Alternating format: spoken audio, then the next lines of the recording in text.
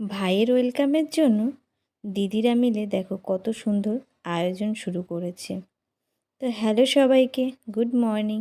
কেমন আছো সবাই? আশা করছি সবাই অনেক ভালো আছো, সুস্থ আছো। আর আমিও অনেকটাই আগের থেকে ভালো আছি, আর আমার গোপাল সোনাও ভালো আছে। তো এই ভিডিওটা মিউজিকের মাধ্যমে তোমরা অনেকেই দেখেছো, কিন্তু যেহেতু আমি ব্লগ ভিডিও করি তো ভাবলাম মুখে ভয়েস দিয়েও একটু তোমাদের সাথে এই ভিডিওটা পোস্ট করি। তো এখানে হচ্ছে সকালবেলা আমার আজকে ছুটির দিন ছিল আর কি, আর আমার সোনা বাবার আজকে আমাদের মানে নিজের বাড়িতে আর কি গৃহপ্রবেশ আর কি।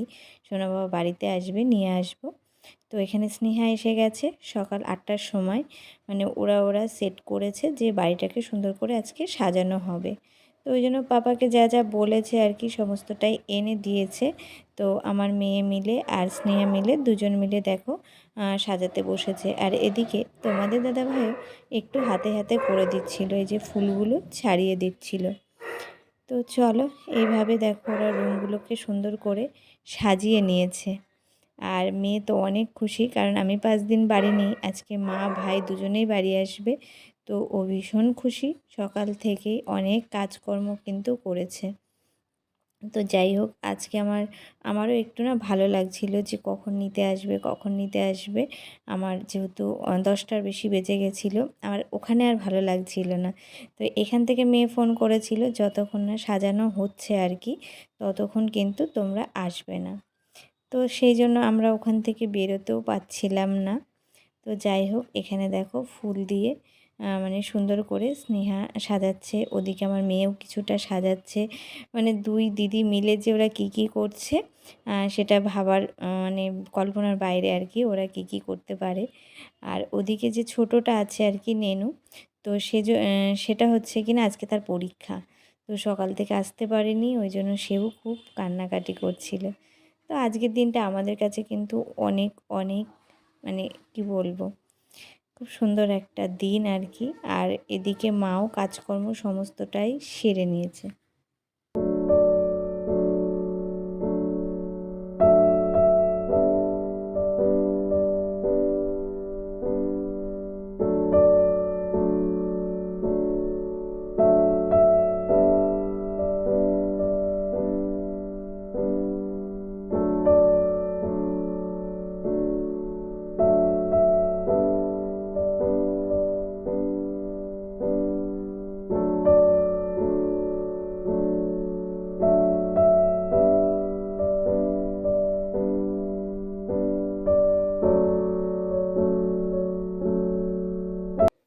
তো এখানে দেখো ফুল দিয়ে সমস্তটাই কিন্তু সাজানো হয়ে গেছে।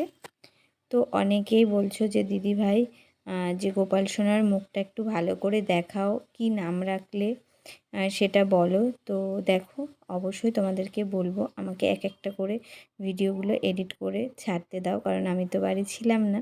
তো তোমাদেরকে অবশ্যই দেখাবো আর বলবো। তো এইভাবে দেখো একদম এইখান থেকে একদম উপরে একদম ঠাকুরঘর পর্যন্ত মেয়ে সাজিয়েছে, কারণ গোপাল সোনাকে নিয়ে কিন্তু আগে আমার ঠাকুরের কাছেই যাবে মা। তো তার জন্য ঘরের ভিতরে সাজানো হয়নি। এই যে সিঁড়ি দিয়ে সুন্দর করে একদম উপর পর্যন্ত কিন্তু বেলুন দিয়ে আর ফুল দিয়ে কিন্তু সাজানো হয়েছে। তো অনেকটা খাটনি করে ওরা সাজিয়েছে এত আনন্দের সাথে আর কি। তো ওদেরও আজকে ভীষণ খুশির দিন। তো চলো, আমাকে এখন আনতে যাবে। হাই, ও মা বলে দেবে ফেলে। আমাদের সব গোছানো কমপ্লিট। সাবাস। হ্যাঁ, দুজন মিলেই করেছি আমরা। বেলুন ফেটে না গেলেই হ্যাঁ, সব না, অনেকগুলো ফেটে গেছে। এই যে এখানে দুটো ফেটে গেছে, এখানে নেই, এখানে নেই, ওই ওখানে সিঁড়িতে ফেটে গেছে। ওই ওপরে দুটো ছিল একটা। আর সব ভাই আনতে গেছে, আমরা দাঁড়িয়ে আছি অপেক্ষায় গেটের সামনে। এই যে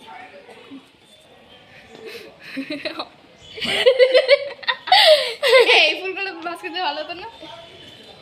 না, দিতে হবে না, আমাদের সব গোছানো কমপ্লিট, তাই তো? ইয়েস। তা আমরা অপেক্ষা করছি ভাইয়ের, হয়েছে গেটের সামনে। ছোট মনে কর, বাই কর, বাই। আমরা অপেক্ষায় আছি, অপেক্ষায়। ভাই আসবে, ভাই তাই অপেক্ষা করছি দাঁড়িয়ে। এদিক থেকে আসবে। টাটা, আসলে তো এই দেখো হসপিটালে আমাকে নীলিমা আনতে গেছিলো আর মা গেছিলো, মা নিচে ছিল আর ওদিকে তোমাদের দাদাভাই গেছিলো সমস্ত বিল ক্লিয়ার করছিল। আর এই দেখো মাসিদের খুব মন খারাপ জানো তো, এখানকার মাসিরা খুব ভালো। আর এই দেখো এই মাসিরা আমার কাছে ছিল আর কি।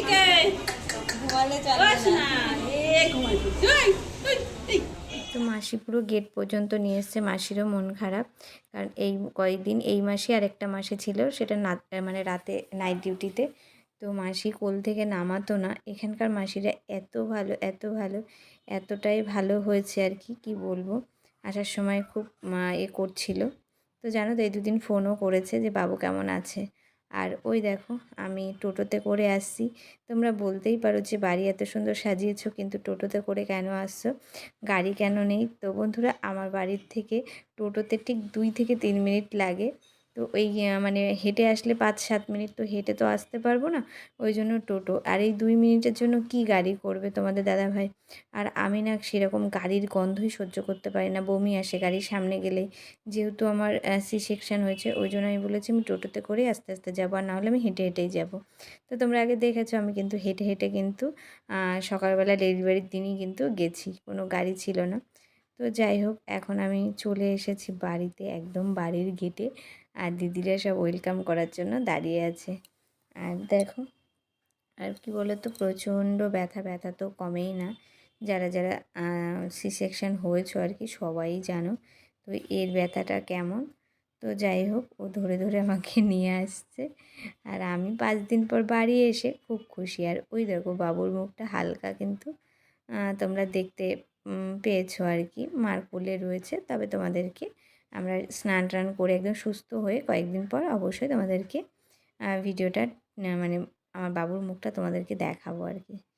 তো চলো এখন হচ্ছে একদম আমরা গেটের কাছে চলে এসেছি। আর এই দেখো দিদিরা দাঁড়িয়ে আছে, ভিডিও করায় ব্যস্ত আছে সবাই আর কি ওয়েলকাম করার জন্য। তো এখানে দেখো মেয়ে গঙ্গা জল ছিটিয়ে দিচ্ছে, কারণ আমাদের মধ্যে কেন সবার মধ্যেই আছে স্নান টান করেই কিন্তু ঘরে ঢুকতে হয়। তবে এখনকার তো যেহেতু সবাই বেশিরভাগটাই সি সেকশন হয়, তো তার জন্য কিন্তু ডাক্তার আমাকে বলেই দিয়েছে যে 2 দিন পর, মানে আজকে ড্রেসিং করে দিয়েছে, 2 দিন পর ওটাকে ভিজিয়ে ভালো করে স্নান করতে, আর বাবুকে 1 সপ্তাহ পর। আর আমার তো দাঁড়ানোরই অবস্থা নেই, তো আমি স্নান কিভাবে করব।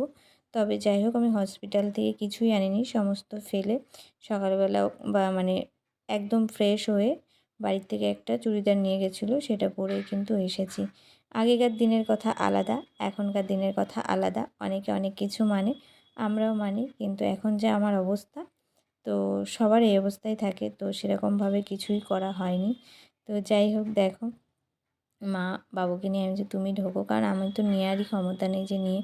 তো নীলিমা বলছিল তুমি নাও, কারণ নিয়ে ফুলের উপর মানে ওর একটু যাবে ভিডিও করবে, তাই আমি তো নিতেই পারছি না, মানে আমি দাঁড়াতেই পারছি না। তো মা নিয়ে যাবে ঠাকুর ঘরের সামনে আর কি আমার গোপাল সোনাকে দেখাতে, গোপাল সোনার কাছে আর কি। যেহেতু গোপাল সোনাকে তো ধরবো না আমি কয়েকদিন, মানে দেখিনি গোপাল সোনাকে, তো তার জন্য এখন দেখো মা সোজা চলে যাবে আর আমিও আস্তে আস্তে ঘরে ঢুকে আসছি, কারণ বাইরে এটা ভালো রোদ। তো চলো বাড়ি তো চলে এসেছি ফাইনালি। আর এই দেখো মার সিঁড়ি দিয়ে এখন আমার গোপাল সোনাকে দেখাতে নিয়ে যাবে, আর আমি তো উঠতে পারবো না, ওঠার ক্ষমতাই নেই। তো ঋষুকে বলছিলাম স্নান টান করে কিন্তু নিয়ে আসবি। অনেকের মধ্যে কিন্তু পুজো দেয় না, 13 দিন হোক 21 দিন হোক 9 দিন হোক।